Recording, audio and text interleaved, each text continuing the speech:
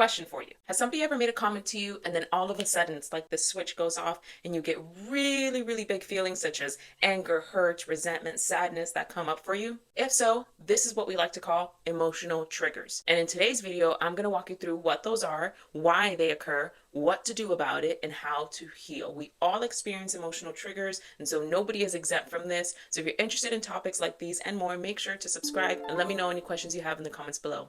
Let's get started. So emotional triggers are automatic, intense reactions to specific situations, words, or actions. And this evokes deep emotional responses out of us. And our responses to these emotional triggers usually happen without much thought behind it. So it's almost like an immediate response. And it can feel very overwhelming and difficult to control.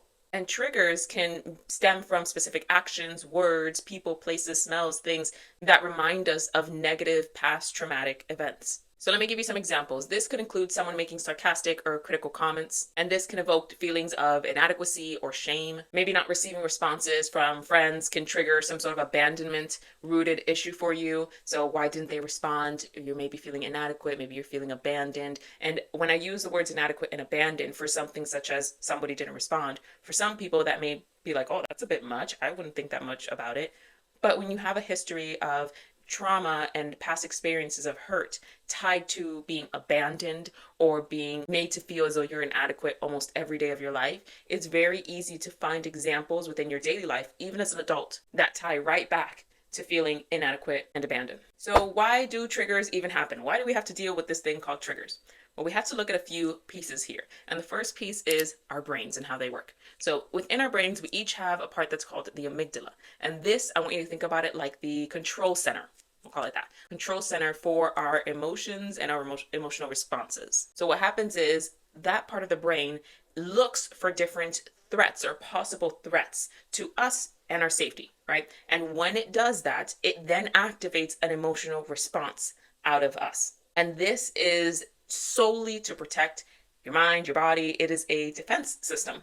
Think about it that way. However, this can get tricky when the threat that the amygdala is perceiving is based on something that happened years ago. Another part that we have to consider is our flight, fight, and fawn responses. And emotional triggers definitely trigger our flight, fight, fawn response, and also freeze. And the thing is, our bodies cannot tell the difference between perceived threat and actual threat in those moments. So in those moments where you are emotionally triggered, your body reacts as though it is actively being threatened. And it's acting to protect you, but maybe not in the healthiest way, because it cannot perceive that, wait, this happened years ago. It's not happening to you right now. You're actually safe in this very moment. But your body and your brain hasn't caught up to that yet because it was triggered by the emotional response. An action, a smell, a word, a phrase, what you saw, situations. There could be so many different ways that triggers happen. And lastly, we have to take into consideration your personal history. Our past experiences leave imprints, if you will, on our hearts, on our minds, and on our lives. And we have to walk through life with those. We don't have to let them control us or define us, but they are a part of us on some level.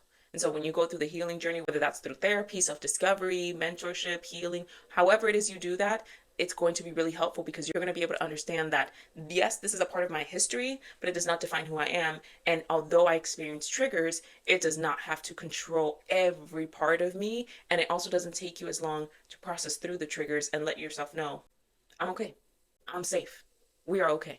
So let's work on how to actually identify your triggers. And how we do that is by a few different ways. The first way is to understand the signs to look out for when it comes to being in a triggered state or when you are emotionally triggered. So what are we looking for? We're looking for things like increased heart rate, muscle tension, sweating, a sudden rush of intense thoughts or emotions that come up for you. And recognizing these signs is the first step to actually working through your triggers and not letting them overtake you. So let's go through a few self-reflection questions that I want you to ask yourself in order to better understand your triggers, and then we can move on to how to deal with them in healthier ways. I want you to ask yourself what words, situations, places trigger an unusually heightened or intense emotional response out of you. Are there any reoccurring patterns in those things, situations, people, places that trigger you? So is there a pattern that you're seeing? So when I am in a certain location or when I am around certain individuals within my family, I feel emotionally triggered and I feel an intense emotional reaction. And then what are the patterns in that?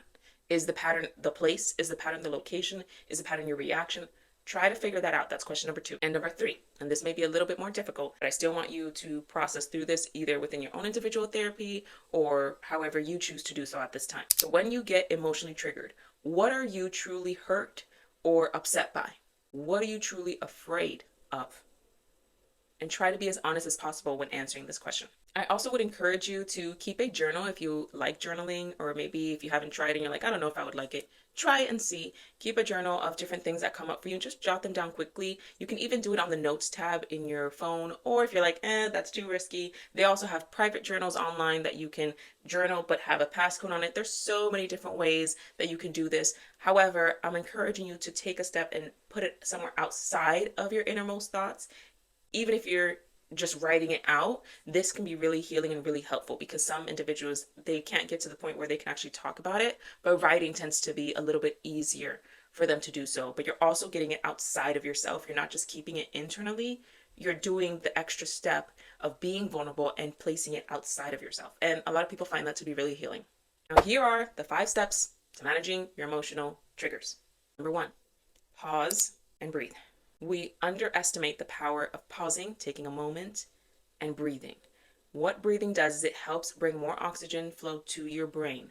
It helps you to not say or react or do things out of anger.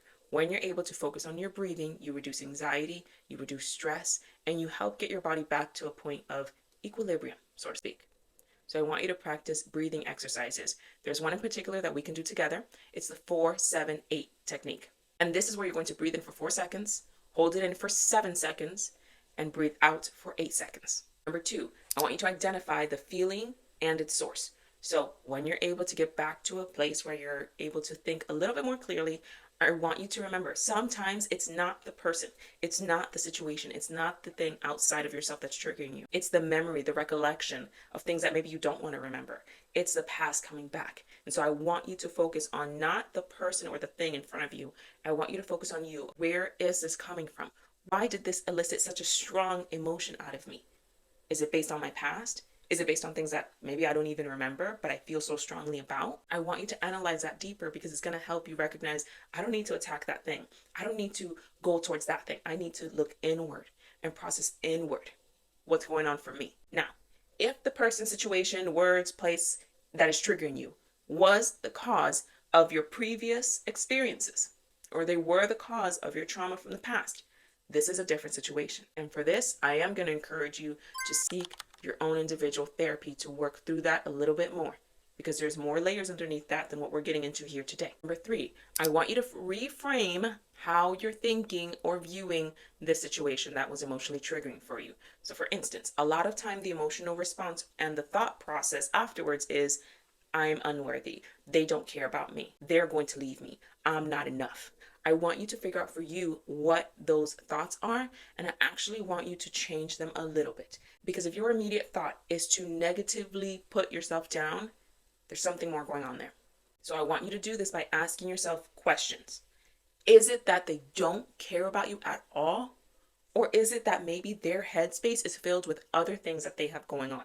Is it that they're going to leave you? Or is it that they truly just forgot? Now, I'm only giving you examples here. I want you to put this back into your own situations, because every situation is different. But I want you to understand that just because that was your first thought doesn't make it true. Just because your feelings come up and they're strong and they are valid and you should acknowledge them doesn't make them fact. There's so many other things that you're missing from that equation of just this strong emotion. So take some time before you react. Number 4, I want you to work on setting healthier boundaries. This is going to be so imperative. I think everybody should have healthy boundaries and explore that more. But when you are emotionally triggered, you have to set strong boundaries. There may be certain things that you just don't do. There may be certain places you just don't go. There may be certain people that you just don't see or talk about. There may be certain situations that you just don't discuss anymore, even if people have good intentions about discussing them. You have to figure out what those boundaries are for you, and you have to set them and keep them. You don't have to justify, and you don't have to explain why. This is what people get confused. They have to think about all the reasons why, or all the excuses that they want to give to other people to justify their boundaries. No. If you have a boundary, it is to protect you. And if somebody is pushing back on those boundaries, you need to have that boundary even more. Most people are able to say, oh, I don't really understand that boundary. I don't really get it. I don't know if I like it too much, but I hear you. All good. I know I have my own boundaries too in certain areas. That's a healthy response. If someone is adamantly trying to push your boundaries over and over, it's a clear sign you need to have them and keep them. And that also shows a lot more about them than you. And the fifth way to manage your emotional triggers is to seek outside help. You cannot do everything on your own, nor should you be expected to. There are certain areas where we have to bring other people in. If you're going to school, don't just teach yourself. You either read books, or you have a professor, or you have a tutor, or you have someone educating you and guiding you along the way. You don't do that by yourself. Same thing with your own personal growth and your personal journey and your healing work. Seek outside therapy for yourself. Seek mentorship if you're not ready for therapy. Read books on the different topics such as how to deal with emotional triggers. However, it starts by using resources to learn more about why you experience these triggers, where they stem from, how to actually work through them, what skills to practice and to put into play to remember in those moments, oh, I know the 478 technique. Let me use this now. Instead of waiting until you're triggered to then say, I don't know what to do. What do I do now? How do I work on it now? You don't have to walk through this journey of life alone. There are people and resources out there to help. You just have to take one step forward and ask for the help. Hey, if any of these tips were helpful for you, if you learned something new, please make sure to subscribe, like, and comment down below, or share this video with a family or friend. Thank you again so much for being here. I truly appreciate you watching to the very end, and I encourage you to watch this video or this video next. Take care.